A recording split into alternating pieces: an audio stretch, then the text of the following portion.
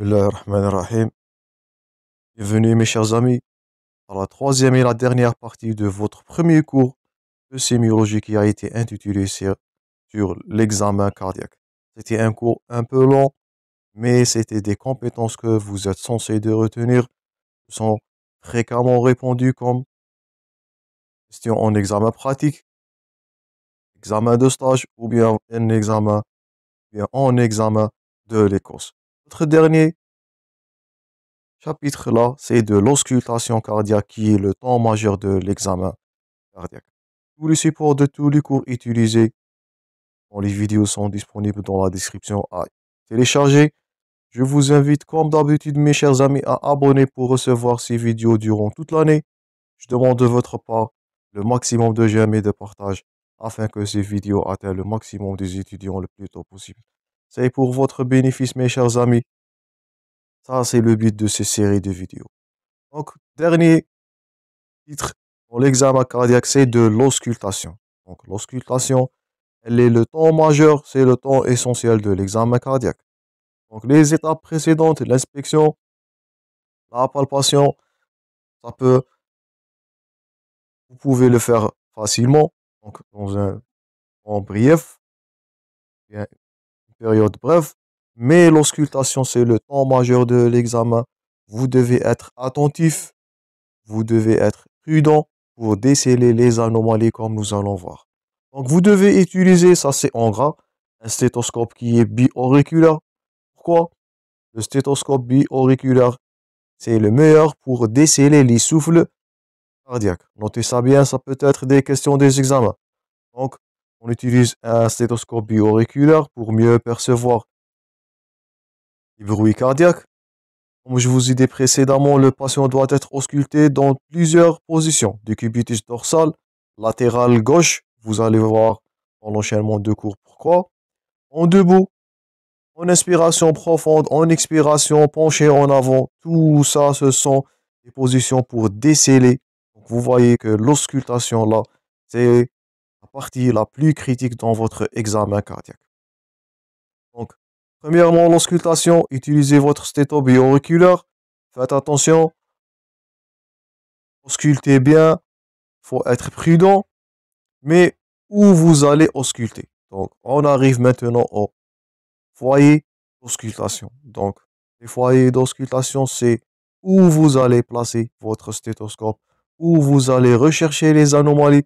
On ne cherche pas aléatoirement, bien sûr. Il existe des foyers, des localisations pour rechercher de telle ou telle pathologie. Il y en a quatre, comme illustré là dans l'illustration, il y en a quatre foyers d'auscultation. Donc, c'est comme compétence, vous devez savoir trouver et les dépister et faire de l'auscultation dans ces foyers-là. Donc, je vous invite à pratiquer ça dans votre terrain de stage pour mieux comprendre. Donc, vous avez quatre foyers là. Vous avez un foyer aortique, c'est en position 1. Foyer pulmonaire, juxtaposé, c'est en position 2. Et les deux foyers du ventricule, ou bien des deux ventricules, un foyer tricuspidien et un foyer mitral. Et là, ces foyers-là, vous devez les retenir par cœur. Donc, c'est pour votre compétence et même ce sont bien sûr des questions fréquentes des examens. Donc, premièrement, le foyer aortique, illustré là en 1. Donc, le foyer aortique, lorsqu'on dit un foyer aortique, faites attention, ça ne veut pas dire que l'aorte se situe dans ce foyer-là. C'est le bruit ou bien c'est le son de l'aorte, c'est l'auscultation qui va être mieux perçue dans cette localisation-là. J'espère que vous allez pas tromper entre le foyer et la structure anatomique. Un foyer aortique, par exemple, c'est où on perçoit les sons de l'aorte mieux, clair et net. C'est là où on va faire notre auscultation. Donc, premièrement, le foyer aortique, gardez ça en tête, c'est le deuxième espace intercostal droit. Donc, c'est la position 1, là. Juxtaposé à ce dernier-là, ce sont les deux foyers pulmonaires. Donc, il est situé en deuxième espace intercostal, mais cette fois-là, c'est gauche. Donc, deux foyers en haut, et deux foyers 3 et 4 en bas.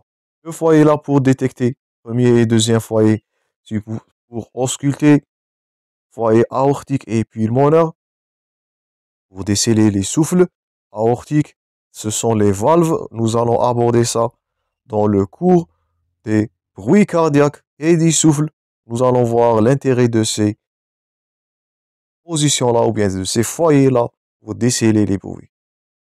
Le foyer 1 et 2, aortique et pulmonaire. Deuxième espace intercostal droit et gauche pour déceler les bruits de la valve aortique et de la valve sigmoïde pulmonaire. Donc, troisième foyer illustré en 3, ça c'est dans le quatrième espace intercostal à la partie interne du sternum. Donc, troisièmement, le foyer tricuspidien, c'est pour déceler les bruits de la valve tricuspide, pour chercher une insuffisance tricuspidienne ou bien une valvulopathie au niveau auriculaire. Vous allez aborder ça avec détail dans les cours prochains et dans le module de cardiologie. Et le dernier, 4, c'est en apex. Donc, c'est l'apex du cœur.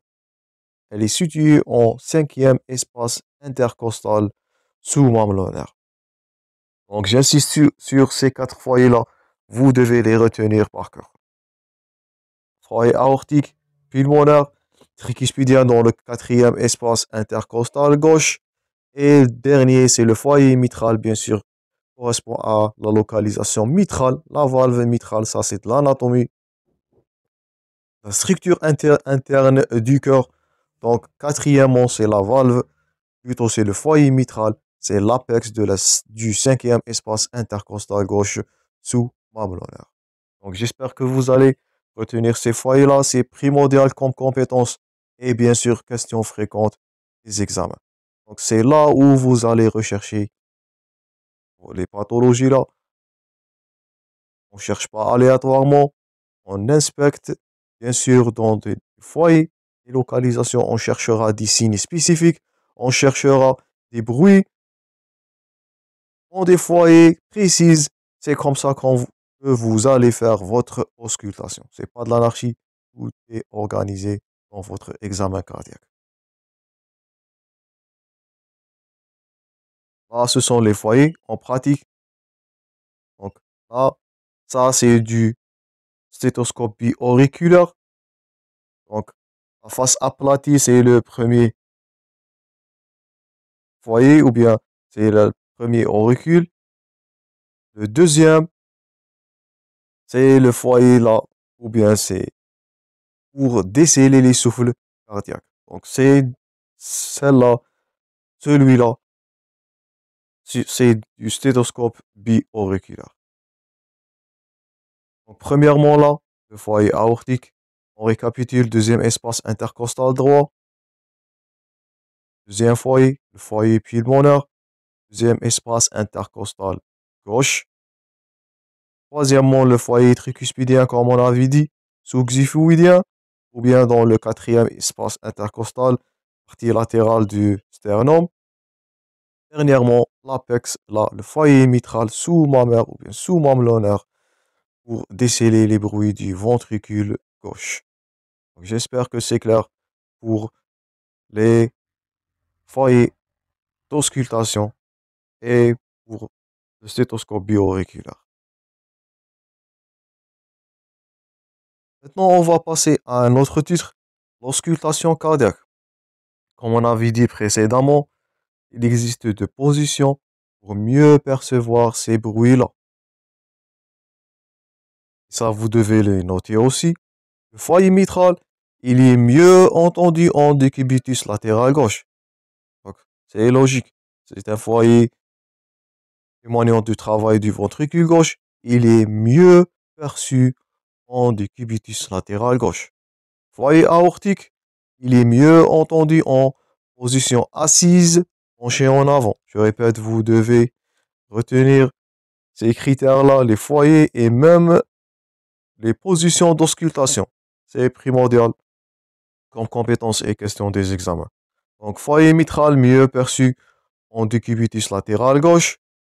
Foyer aortique Pour mieux entendre les bruits dans le foyer aortique, le patient doit être en position assise, penché en avant c'est là où la paroi, les oreillettes ou bien la paroi cardiaque qui va être aplatée avec du sternum. Vous allez aborder ça en module de cardiologie, mais pour ce moment-là, gardez-vous les quatre foyers aortiques, plutôt les quatre foyers cardiaques avec leur position de auscultation.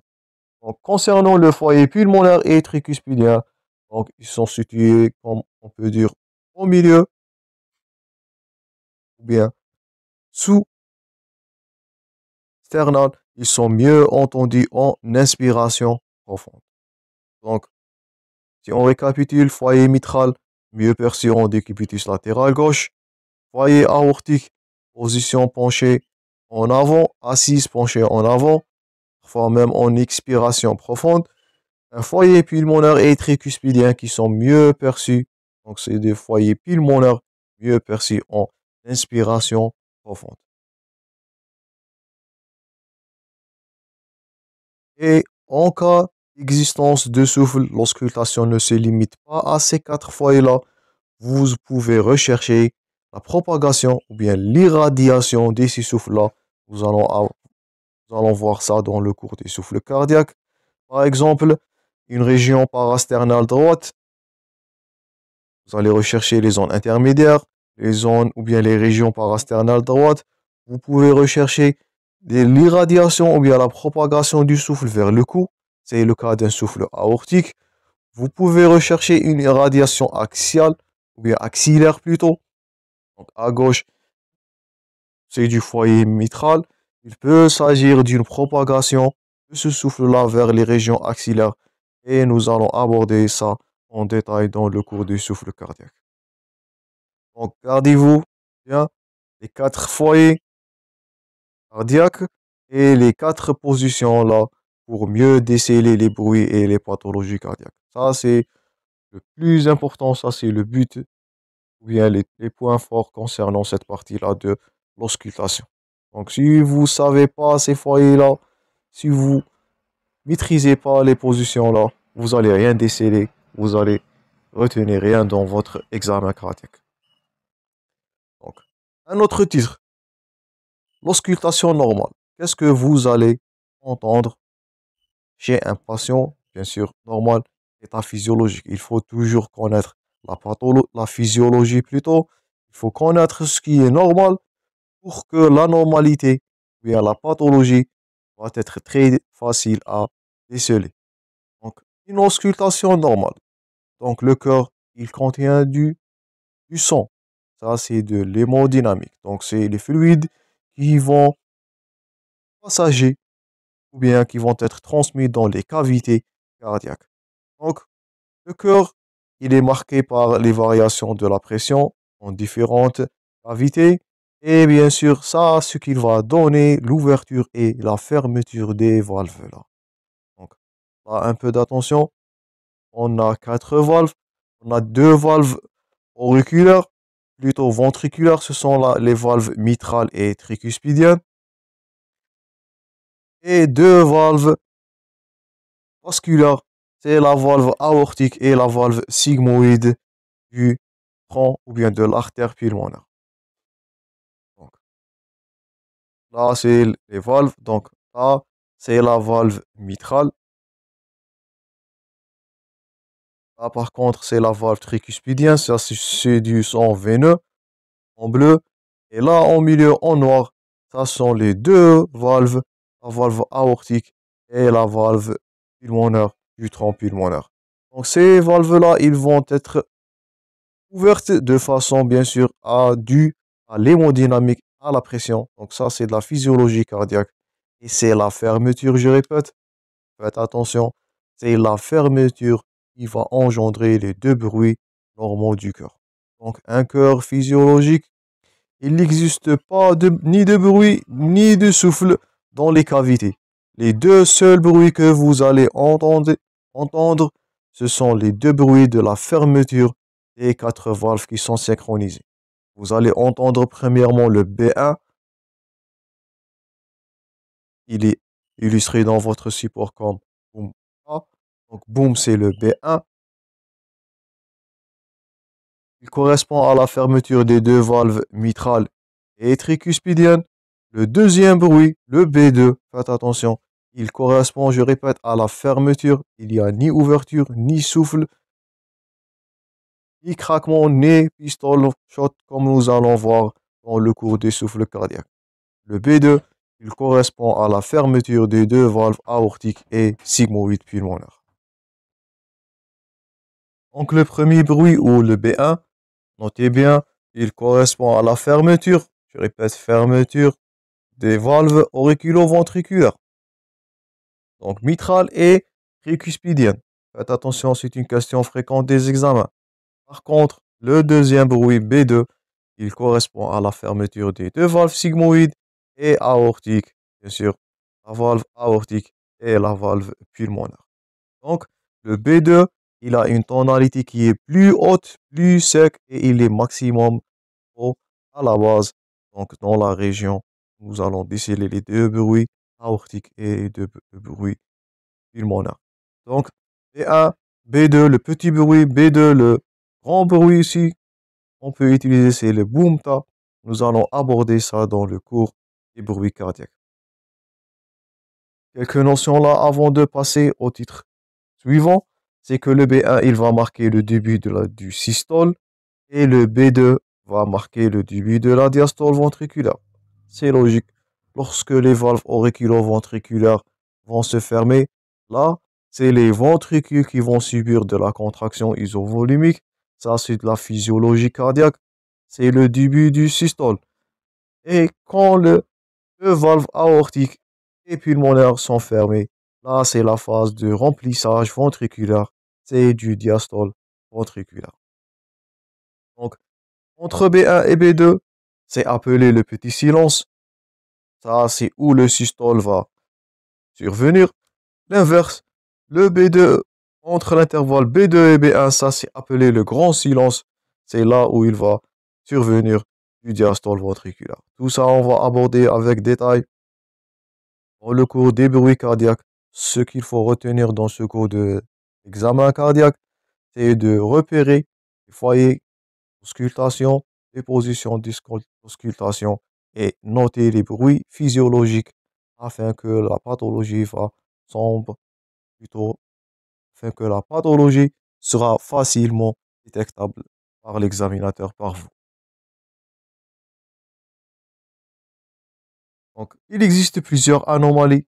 Ils peuvent être protosystoliques, c'est au début, méso, c'est au milieu, télé, c'est la fin du systole, holosystolique, toute la durée de la systole. Et même, de même façon, peuvent exister des pathologies protodiastoliques, mésodiastoliques, télédiastoliques et holodiastoliques. C'est selon la phase du systole ou du diastole où il va survenir ce souffle-là. Tout ça, on va aborder dans le cours du souffle cardiaque. Donc, dernière étape, c'est une, c'est une particularité dans l'examen cardiaque, c'est de la mesure de la pression artérielle. Vous allez compléter votre examen cardiaque par la mesure de la pression artérielle. Dans les deux bras, bien sûr, dans un endroit qui est calme. Le patient doit être allongé depuis au moins 10 minutes pour ne pas fausser les mesures. Brassard adapté au patient. Nous allons aborder ça dans le cours de l'HTA, de l'hypertension artérielle. Donc, mesurer aux deux bras, bien sûr, en position allongée puis en debout, pour rechercher d'une hypotension orthostatique, bien sûr.